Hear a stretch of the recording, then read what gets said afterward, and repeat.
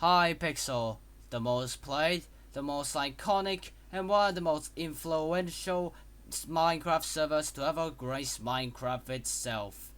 And today we're all going to be taking a look about Hypixel Skywars, one of the most intense games that Hypixel has to offer. On Skywars there are 6 primary modes: the duels, the laboratory, and the mega. Despite them being designated for a high capacity round game, it was the least used for the time being. Then we have the ranked mode, insane, and finally the normal mode, which I'll cover it today. On our first round, we'll be focusing on Phoenix Fire, which came under heavy fire from Rush T-Rex. He assigns to counter the problem by placing stone walls, but it was too late. An anonymous third player fired the shot while Rush was reloading his bow, hitting him while he was still building the wall. Rush then moved on, spoiling for another fight. He looks clearly through surroundings before he started shooting once again. The other opponent agrees so, and they began exchanging fire. Not even 10 shots later, his opponent began bridging towards the middle in search of better equipment, while avoiding snowball fire.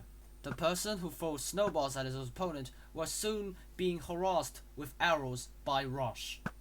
It then reached to its stalemate, as it retaliates with arrows as well. Both landed a shot at one another. Seeing his opponent with better armor, Rush decides to speed bridge over.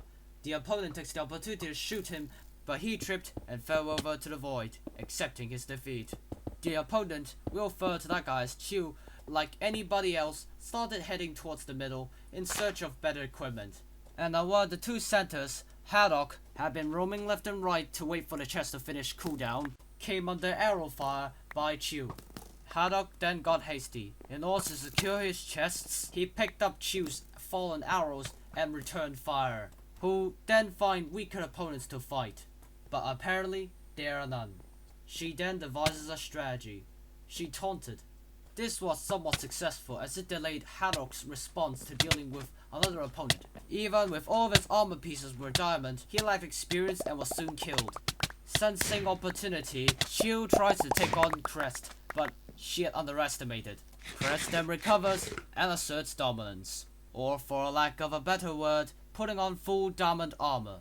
Crest then prepares for the ultimate battle, takes another gamble to ensure its victory. The armor that Crest wore hadn't been preserved. Crest knows that the opponent he'll be facing wasn't going to be an easy fight, so Crest enacted its plans.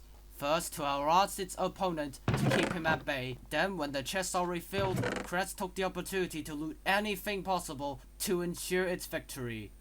After looting, it double checks to see if its opponent really make a move, or at a position where to ambush it. Luckily for the opponent, he preferred waiting than fighting, and so Crest makes its move, scaring the opponent away and had him on the base, steadily making its way toward the enemy's island while the enemy was hiding, too scared to even put up a fight. Crest then erected a wall to conceal its location, while taking another gapple for extra health. Its enemy finally moved out of the base. Freshcop was preparing both mentally and physically, and when he was ready, he charged head-on to face the opponent. This is where Crest placed its trump card, ambushing him till there's no way for him to get back onto the island. The victorious Crest felt lonely and dreaded.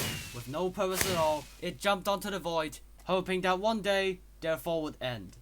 On the second round, we'll be focusing on Ezil, where he's looting chests as usual, and he's going to have to enchant his leggings. So while he's off going back onto the top, we're going to look onto another player. I like your Doge, G. After fending off another player, Doge started bridging towards the middle so that he won't find the chest all in cooldown. And so did others. So hasty they were, some of them had fallen over to the abyss. Those who survived continue on, and in the middle, lootings and intense fighting had ensued. Like this one over here, where I'm going to get a bit of a closer view to see what was happening there. By the end of the sentence, the fight had ended, and it seems like these islands have been cleared. Speed Daze rushed towards the middle ring to see a food chain fight. He takes on the opportunity to strike his battered foes.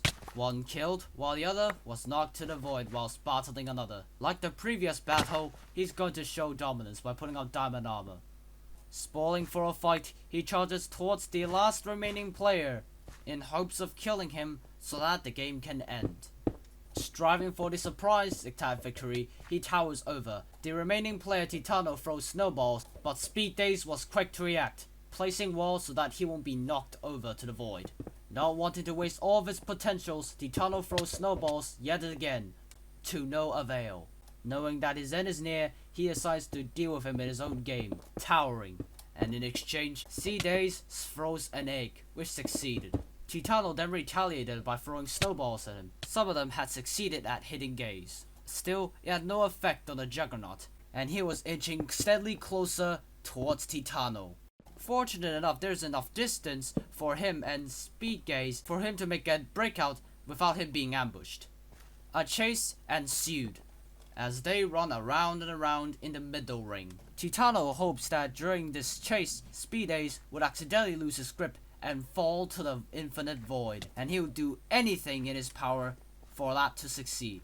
Snowballs were fired at both sides, and the chase was getting more and more intense.